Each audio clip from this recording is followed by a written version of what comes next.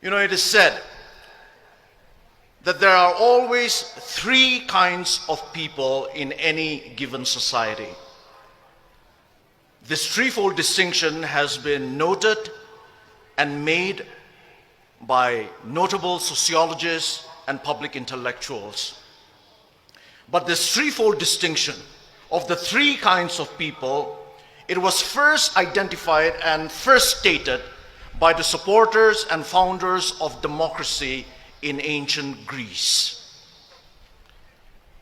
For the Greek people, the people who in many ways gave us the modern civilized world, for the Greek people, the first kind of people in any given society are the idiots.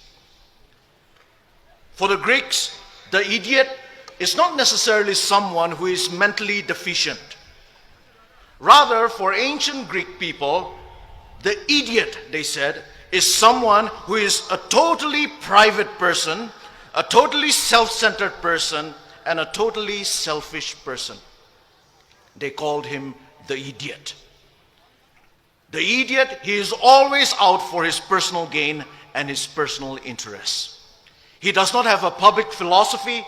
He has no knowledge, no skill, no character, and no virtues to be able to live and to be able to contribute in a flourishing society and community. He's all out for his personal pleasures and for his personal treasures. And the Greeks said that the idiot was just an upgraded barbarian. The first kind of person, the idiot. But the Greeks also said that there is a second kind of people in any given society.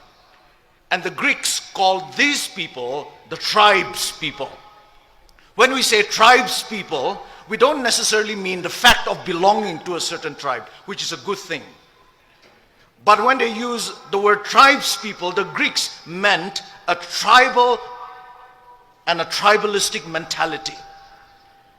And the Greeks said that tribes people are those people who are not able to think beyond their small tribe or their small groups. For tribes people, their primary allegiance, their only allegiance, and their ultimate allegiance is to their tribe. Their tribe is their God, and their religion is tribalism. And tribes people, the Greeks said, are always afraid of things that are different, that are a little alien to them. They are always suspicious and fearful. And they always dealt with different people and difficult situations with intimidation, with force, and with violence. And the Greeks also said that the ideal person for tribes people is the warrior, because tribes people are a war-making people. Their ideal is the warrior. But it was not so for the Greeks. For the Greeks, there was another kind of people, another kind of a person, and that was the ideal person. And the Greeks called this ideal person the citizen. The citizen. And here when we use the word citizen, we are not talking about legal status or political status. We are talking about the idea and the ideal of citizenship. And who is the citizen? The citizen, according to the Greeks, is someone who has the skills and the knowledge to live a public life, who is able to live a life of civility. The citizen recognizes that he or she is a member of a commonwealth and thus strives for the common good. That is the citizen. The citizen, yes, he or she knows his or her rights in a society. But he or she also knows his or her responsibilities to society. The citizen can fight for his rights, but always with an awareness of and with a respect for the rights and interests of others, of their neighbors. of the smallest of minorities, and of the worst of their enemies. And it is citizens, the Greeks said, that make up a civilized society.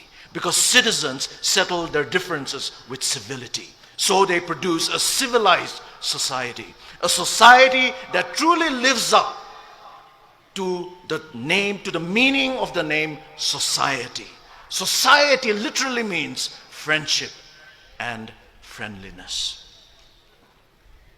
That is the threefold distinction that the Greeks have given us. That is the choice that each and every individual, wherever he or she may be, has to make in a society. And I believe that that is the choice that starkly faces us Naga people today. Will we be idiots living only for ourselves? Will we be tribalistic tribes people, unable to think beyond our tribes and our small groups? Or will we be citizens? Citizens in the best sense of the word. Today, on this historic day, I believe I want to make my choice. And I also believe that you will want to make your choice. And I hope you and I will take that right choice.